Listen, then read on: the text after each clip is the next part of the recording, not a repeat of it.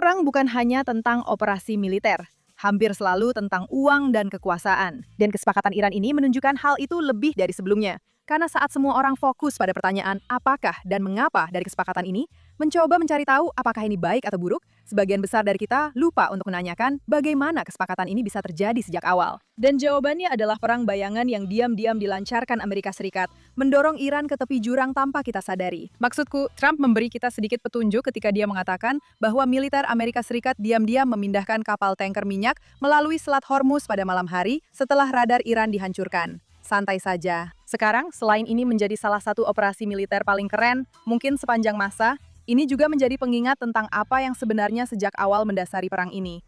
Minyak, uang, ekonomi. Dan ini adalah kisah yang lupa disampaikan media kepada Anda. Selamat datang di acara Yirka di JNS TV. Mari kita langsung mulai. Jadi sebelum kita masuk ke bagian cerita ala James Bond, mari kita mulai dengan ekonomi Iran. Karena untuk memahami seberapa jauh ekonomi itu jatuh, Anda perlu tahu dulu di mana posisinya sejak awal. Iran memiliki cadangan minyak terbukti terbesar keempat di dunia, dan letak geografisnya menjadikannya salah satu negara dengan posisi paling strategis di dunia. Karena di pesisir selatannya terdapat Selat Hormuz, jalur sempit yang dilalui sekitar 20% pasokan minyak dunia setiap hari menghubungkan Teluk ke Samudra Lepas. Setiap barel minyak yang diekspor oleh Arab Saudi, Uni Emirat Arab, Kuwait, Irak, dan Qatar harus melewati celah itu untuk sampai ke seluruh dunia. Dan Iran berada di pesisirnya, yang berarti selama beberapa dekade, mereka memiliki semacam hak veto yang tak disengaja atas pasar energi global hanya dengan berada di tempat mereka berada. Minyak bukan hanya ekspor utama Iran. Ini adalah fondasi keuangan seluruh rezim yang mendanai pemerintah, militer, IRGC, dan jaringan proksi yang membentang dari Lebanon hingga Yaman. Dan sejak tahun 1979, Amerika Serikat dan dunia memahami bahwa jika ingin membawa Iran ke meja perundingan, Anda harus menekan mereka dari sisi keuangan. Sejarah tekanan Barat terhadap Iran pada dasarnya adalah siklus yang terus berulang. Amerika Serikat memperketat sanksi sampai Iran setuju untuk bernegosiasi. Sebuah kesepakatan ditandatangani, Iran memanfaatkan kelonggaran itu untuk membangun kembali. Dan semuanya dimulai lagi dari awal. Kesepakatan nuklir tahun 2015 adalah contoh paling terkenal dari siklus ini. Bertahun-tahun tekanan akhirnya membuat Iran mau bernegosiasi, yang sebenarnya sudah merupakan pertanda buruk. Lalu sebuah kesepakatan ditandatangani untuk membatasi program nuklirnya dengan imbalan pelonggaran sanksi. Dan hampir seketika, Iran menggunakan pelonggaran finansial itu untuk mendanai proksi terornya, memperluas program senjatanya, dan mencari cara untuk menghindari tekanan berikutnya. Kesepakatan-kesepakatan itu sebagian besar memang buruk, dan pola yang terjadi setelah kesepakatan ditandatangani juga cukup konsisten. Jadi seperti apa sebenarnya sanksi-sanksi ini? Sebenarnya idenya sederhana.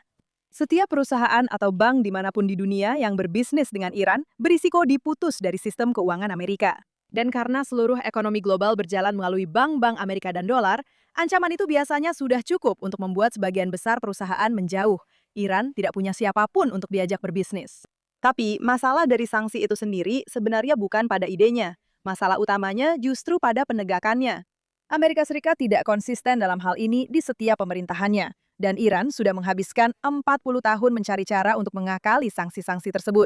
Nama-nama perusahaan palsu, negara perantara yang membayar dengan mata uang selain dolar, menyamarkan asal minyak mereka yang sebenarnya. Mereka sudah sangat-sangat ahli dalam hal ini.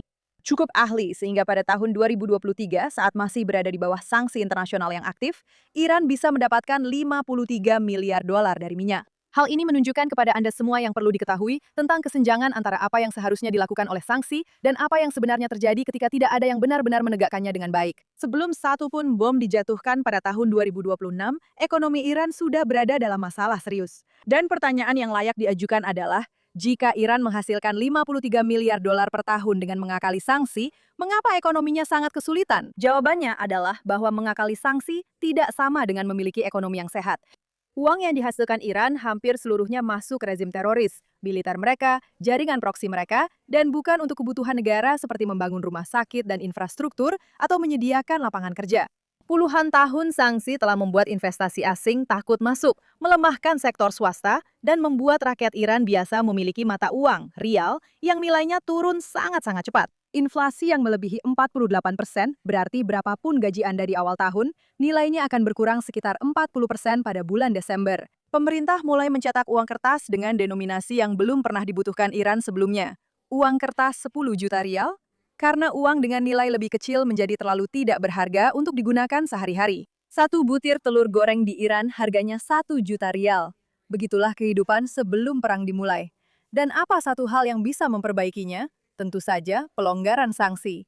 Itulah sebabnya, jika kamu mengikuti putaran negosiasi apapun, kamu akan menyadari bahwa Iran menolak mundur dari satu tuntutan, termasuk banyak tuntutan lainnya, yaitu pencairan aset mereka dan keringanan finansial. Miliaran dolar terkunci oleh sanksi, tidak bisa diakses, dan Iran ingin uang itu kembali menjadi bagian dari kesepakatan apapun. Ini bukan karena kebaikan hati mereka atau tiba-tiba peduli pada rakyat Iran.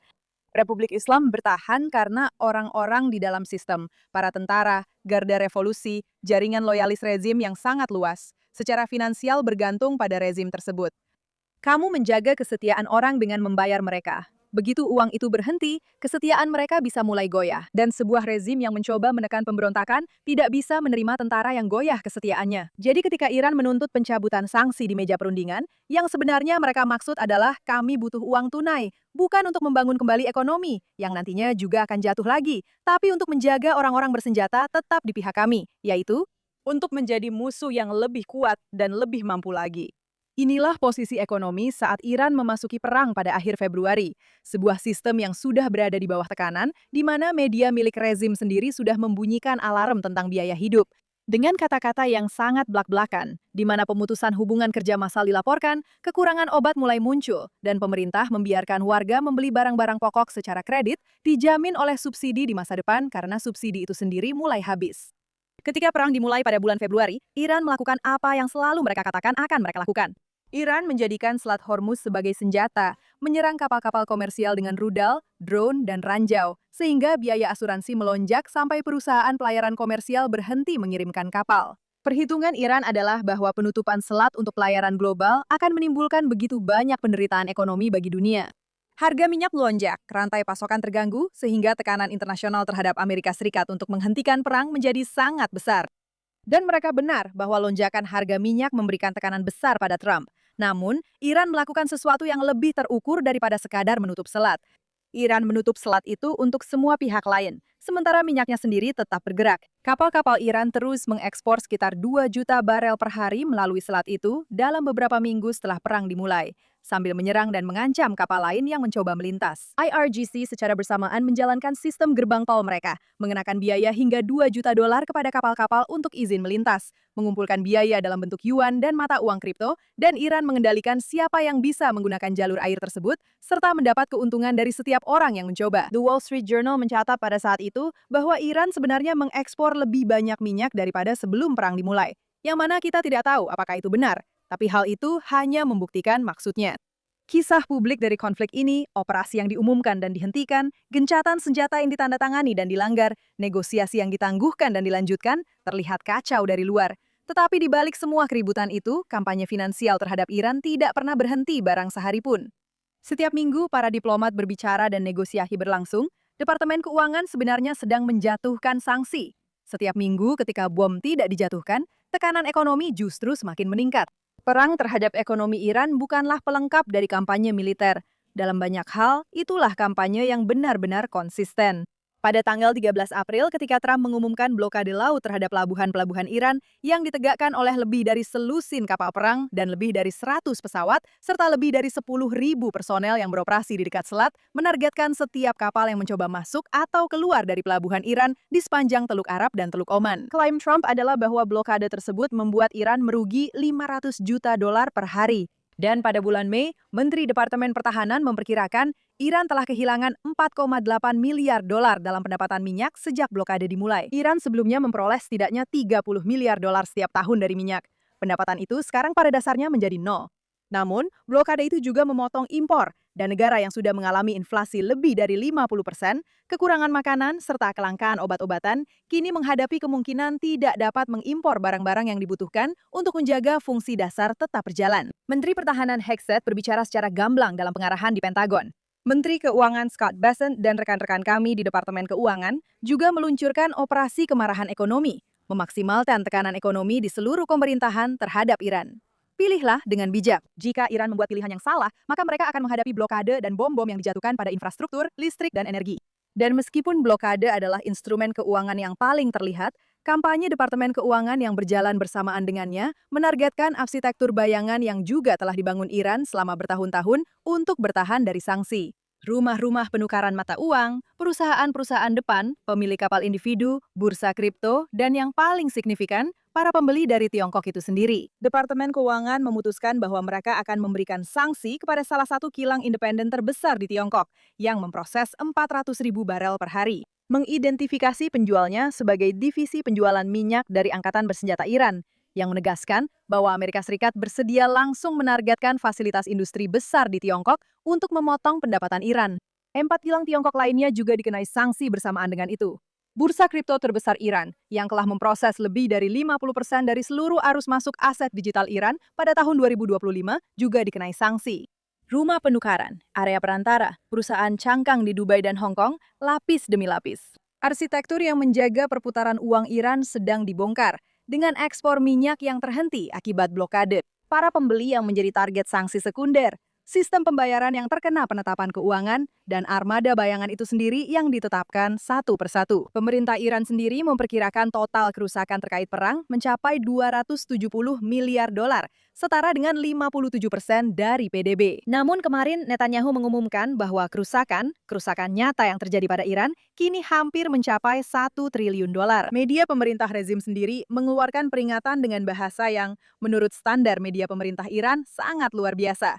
Dengan para pejabat tidak lagi membicarakan kebijakan ekonomi dalam hal kesejahteraan, tetapi dalam hal mencegah kerusuhan, yang merupakan perbedaan antara pemerintah yang mengelola krisis dan pemerintah yang benar-benar takut pada rakyatnya sendiri. Sekarang, ada satu lapisan lagi dari hal ini yang tidak dibahas oleh siapapun, yaitu negara-negara Teluk.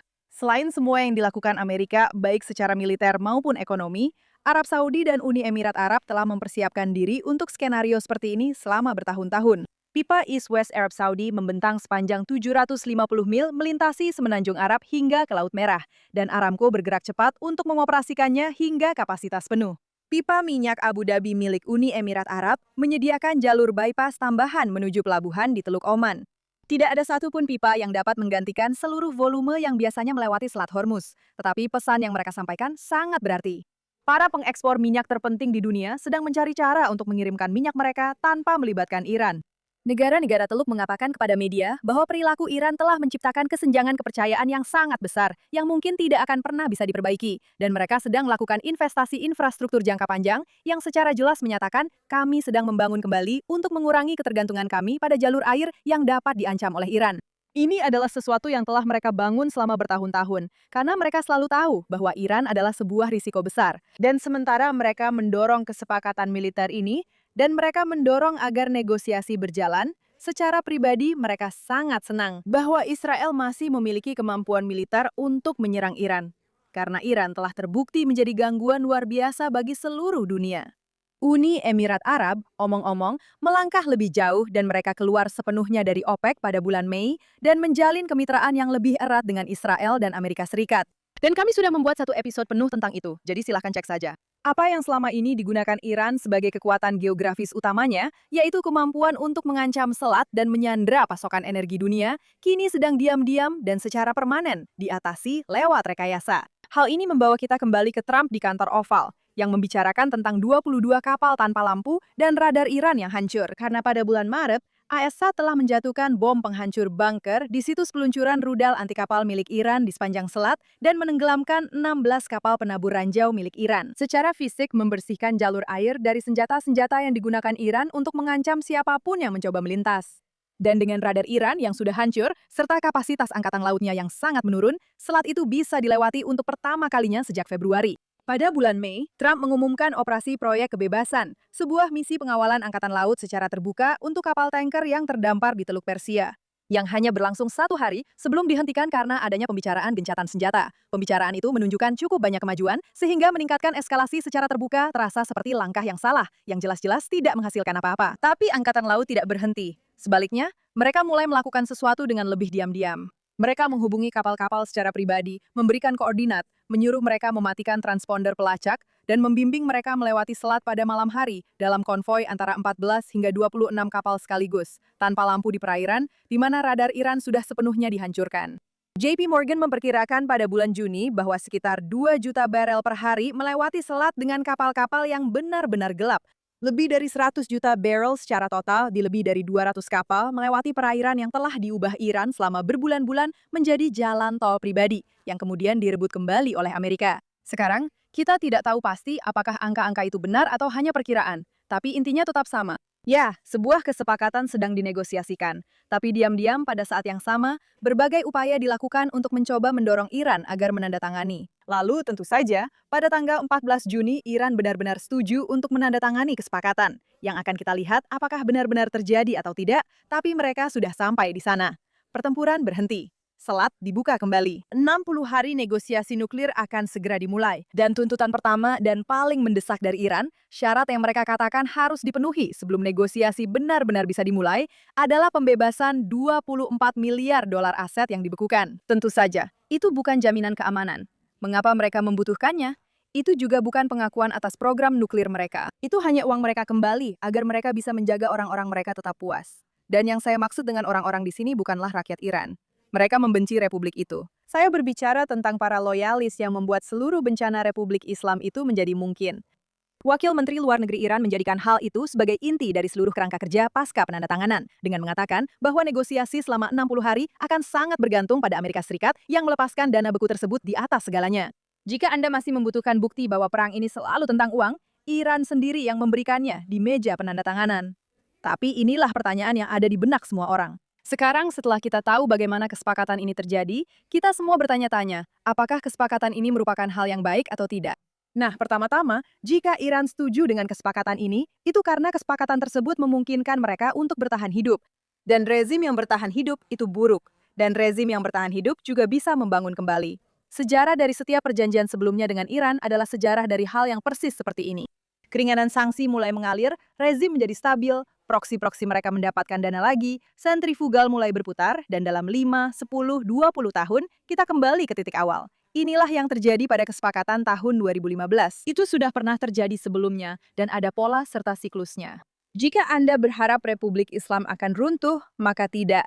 Anda tidak akan menyukai kesepakatan ini, karena hal itu pasti akan tertunda cukup lama. Bolehkah saya jujur sebentar? Kita belum cukup tahu detail persyaratan spesifik untuk benar-benar membedah apa yang sedang ditandatangani. Dan saya tidak akan pura-pura sebaliknya.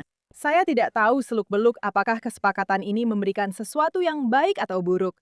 Tapi kenyataannya sederhana. Segala bentuk kesepakatan adalah masalah. Karena jika Iran bersedia menandatanganinya, itu berarti apa yang kita butuhkan dari mereka tidak ada dalam kesepakatan tersebut. Saya tahu pola ini.